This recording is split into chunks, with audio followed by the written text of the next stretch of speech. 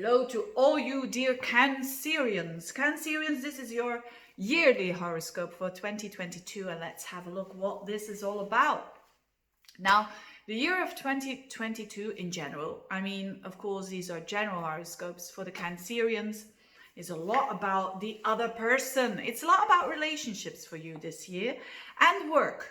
So relationships and work are, of course, key areas of your life, but they are very much going to be highlighted. And if you want to expand your work, if you want to find a bit more meaning in your work, it's definitely on. And if you want to transform your status of when it comes to relationships, so when you are single, for instance, and you want to have a relationship, there is opportunity. And when you are in a relationship and you want it to change a little bit, well, no, it's not a little bit, it's going to change a lot. If you want that to, of course, you're the captain of your ship, but there's definitely a weather forecast that points towards these things.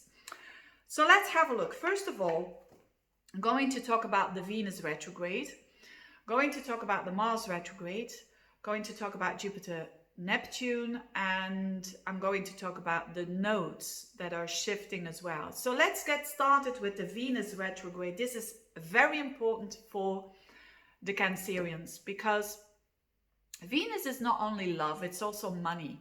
It's also attracting money in your life, attracting love in your life. And when Venus goes retrograde, it means a bit of a longer period. And this is happening around December time of 2021, January and February of 2022. So you start off the year with this Venus retrograde cycle for you. And the area of your life, so we're all gonna feel that. Venus going backwards and forwards, there are issues, there are themes of love and money. And of big transformations, because this Venus is going to come together with Pluto and with Mars. So that means very big changes coming up and deep ones. So it's like a dying to rebirth again, so to speak. We're all gonna feel it. And for you, it's in the relationship sector. So for you, it's in the house of relationships. Now, does it mean that a lot of relationships are gonna die? No. It means that only when it's when it's already dead, so to speak. Let's break this down. So there are two possibilities here. When you are single and when you are in a relationship. If you are in a relationship and you will definitely be forced a bit by the other person to make some changes. And these can be very, these energies are neutral. They're not good or bad, but Pluto means like huge changes. So it's not just changing your, the day that you, or the hour of when you're gonna have dinner together. No, it's huge changes, and it could relate to money as well, because Venus and Mars are there, and Pluto as well. So it's going to be a bit of a power struggle. So watch out for power struggles. They are saying black and you are saying white. You could have a bit of that going on there, but whatever it is, don't try to convince another person of too much, because you can't change them, but also don't let them walk all over you. So this is a very important one, because you're gonna have some resistance there. Someone is going to give you a bit of a hard time, and but it's for a reason. So the most important thing here is you are going to, they want to teach you something about your own power. So don't give your power away in a relationship is the advice here. And I mean by giving your power away by just people pleasing, it's not going to work. It's going to backfire. And the other way around, don't try to control others, because that's not going to work either. So depending on the status of your if your relationship is fairly good and it has more pluses than minuses, you will do well. You will make some changes there. If your relationship is a bit like that and there's a lot of minuses and only one or two pluses, then this could lead towards, things that come to the surface that need to be dealt with. So you better deal with it, and to grab all the courage that you have, because it's going to improve your status afterwards. So it's a lot, it's it's very intense when it comes to relationship. Relationship is a very intense area for you, especially the beginning, the first 2 months of the year, January and February. When you are single, well, it's the same energy, but when you are single, wow, this could mean that someone is really, someone is catching your eye, and there's someone very powerful there that you're very attracted to, and they are attracted to you as well. And it has to do with a now or never moment, an all or nothing moment. So when you are single and you're fed up with being single, this can be the moment between January and February that you're going to meet someone. It's going to be someone very powerful. I don't know in what kind of way, but it can be powerful because they have a lot of charisma, or they have a lot of money, or they have a lot of something that is in their power and that you kind of lack. And that's why I'm saying as well, in new relationship, when you step into a new relationship, don't give away all your power. Don't put them too much on a pedestal, because they're gonna fall one day.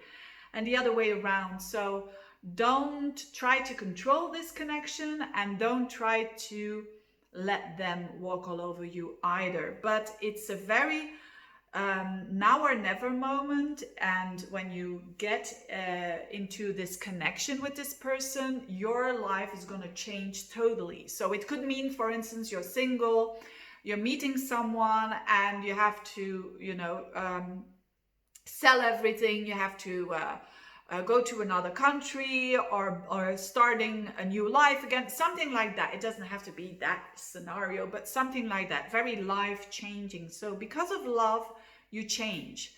Actually, because Pluto is still in your 7th house for the whole year, but especially those 2 months.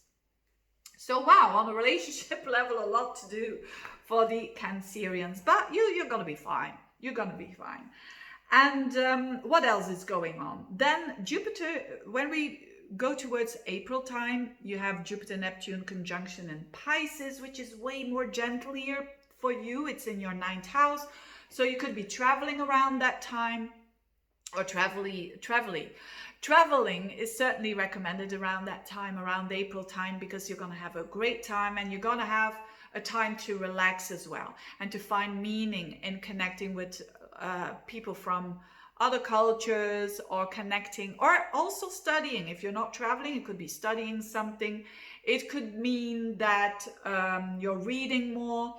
You're reading, if you're someone who loves to read, you could read a lot and learn a lot of new philosophies. The 9th house is a mental house, and it's a house of your perspective. So you're going to broaden that perspective. And then in May, very significant, then the focus is a bit more on your career from May to October time, the end of October.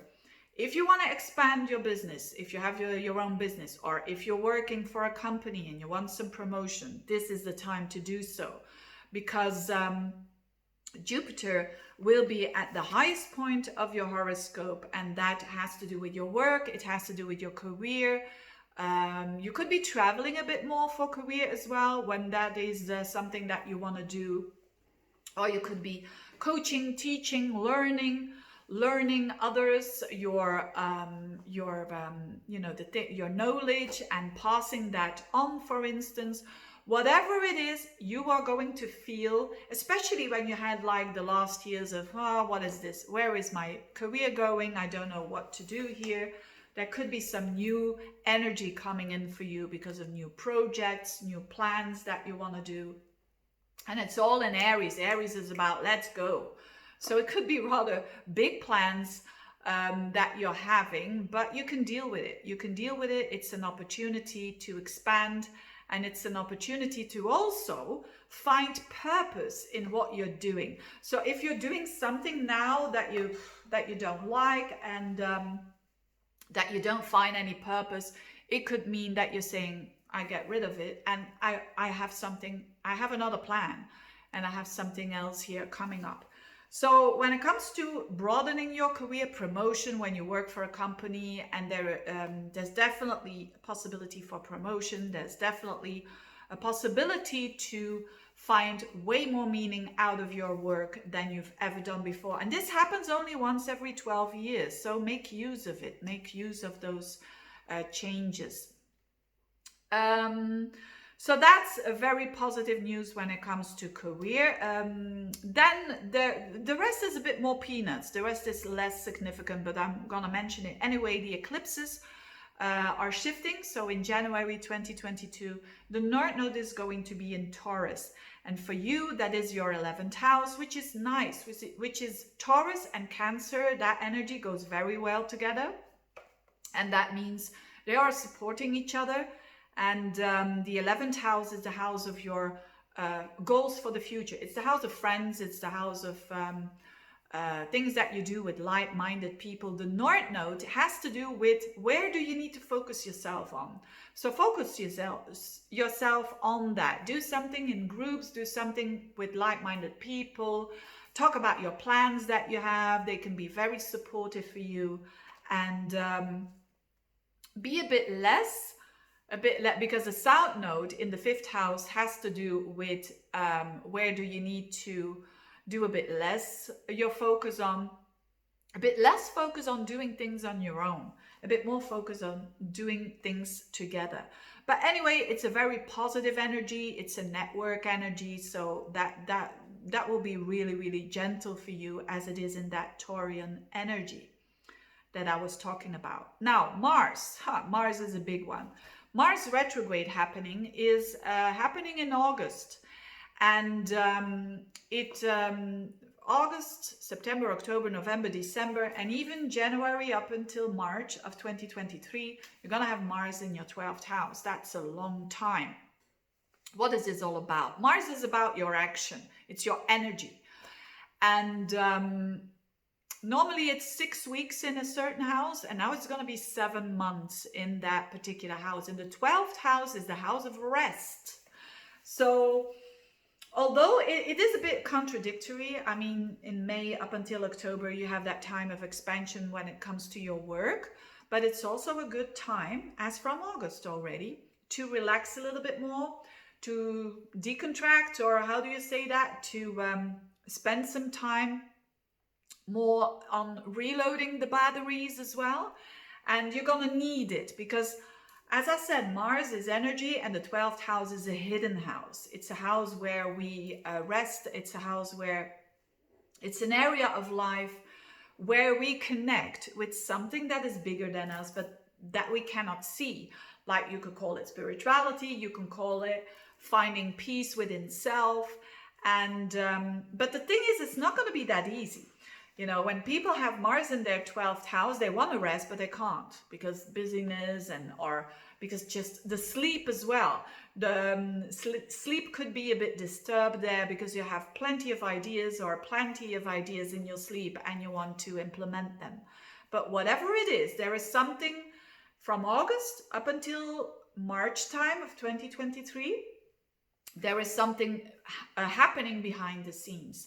There is something that you are preparing behind the scenes, whatever it is. I mean, it can be it can be a new project. It can be, I don't know, a new way of launching some projects there. It can be a new way of you presenting yourself, whatever it is.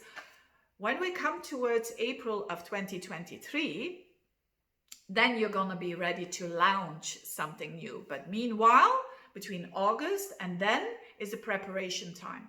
So you could be very hard working behind the scenes, and the advice is not those plans that come to you around August time, don't tell them to anybody. Just prepare them, do them off behind the scenes, but don't tell them to anybody, because then the success will be bigger as Mars will be in your sign around April of 2023. So definitely a lot of Cancerians are going to, do things behind the scenes. There could be some investigation. Some of you who study, this is a great energy. If you are a student and you're having Mars in the 12th house, it means the Sherlock Holmes house. It means the house of you doing things behind the scenes, studying, and so on.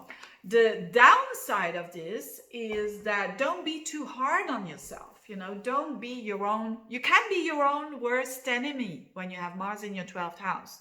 It's like, don't fight yourself too much. That's basically, yes, and blind spots, you know, you can really be a bit self-destructive there, and thinking that you can't manage some stuff, or, you know, the Cancerians, they are known for, Cancer energy is a very strong energy. They are very leaders of their life, and also of leaders for others as well. But they are very sensitive, so you will have to protect yourself a little bit against your own sensitivity during that period of August and March. And that's why the advice is of, if you have a plan, don't tell anyone. Just do it step by step, like true Cancerian. And so you can launch it when Mars will be in your sign, which will be in April of 2023. Then something big is happening for you, for sure. Having said that, thank you so much for watching. I've been going on and on. Thank you for watching, and see you next time. Bye-bye.